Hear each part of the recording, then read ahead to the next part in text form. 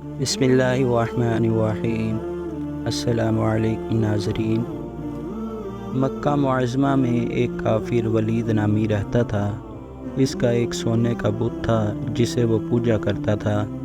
ایک دن اس بت میں حرکت پیدا ہوئی اور وہ بت بولنے لگا۔ اس بت نے کہا، لوگو، محمد اللہ کا رسول نہیں ہے، اس کی ہرگز تصدیق نہ کرنا، معاذ اللہ۔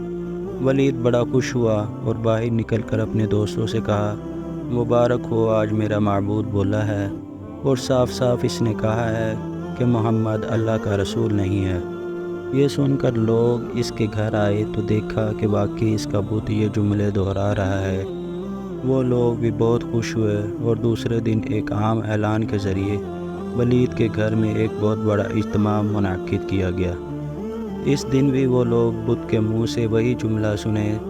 جب بڑا اجتماع ہوا تو ان لوگوں نے حضور صلی اللہ علیہ وآلہ وسلم کو بھی دعوت دی تاکہ حضور خود بھی تشریف لا کر بت کے منہ سے وہی بکواس سن جائیں۔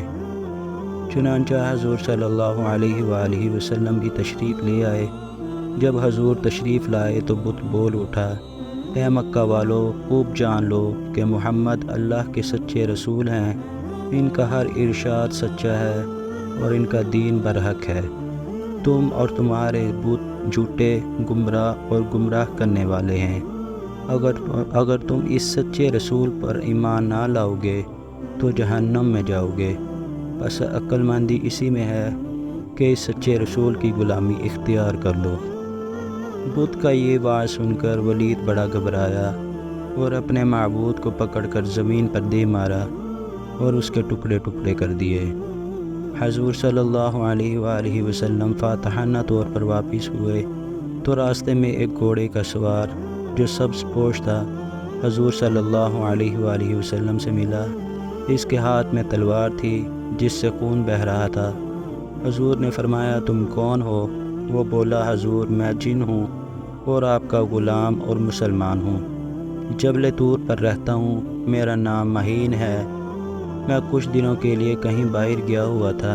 آج گھر واپس آیا تو میرے گھر والے رو رہے تھے۔ میں نے وجہ دریافت کی تو معلوم ہوا کہ ایک کافر جس کا نام مسفر تھا وہ مکہ میں آ کر ولید کے بت میں گھس کر حضور کے خلاف بکواس کر گیا ہے اور آج پھر گیا ہے تاکہ پھر بت میں گھس کر آپ کے متعلق بکواس کرے۔ یا رسول اللہ صلی اللہ علیہ وآلہ وسلم، مجھے سخت غصہ آیا۔ میں تلوار لے کر اس کے پیچھے دوڑا اور اسے راستے میں ہی قتل کر دیا، اور پھر میں خود ولید کے بت کے اندر گھس گیا اور آج جس قدر تقریر کی ہے میں نے ہی کی ہے، یا رسول اللہ۔ حضور صلی اللہ علیہ وآلہ وسلم نے یہ قصہ سنا تو آپ نے بڑی مسرت کا اظہار کیا اور اس غلام جن کے لیے دعا فرمائی۔ ہمارے حضور صلی اللہ علیہ وآلہ وسلم صرف انسانوں کے لیے ہی نہیں بلکہ جنوں کے لیے بھی رسول ہیں۔ حضور صلی اللہ علیہ وآلہ وسلم کی شان پاک کے خلاف سننے سنانے کے لیے کوئی جلسہ کرنا، یہ ولید جیسے کافر کی سنت ہے۔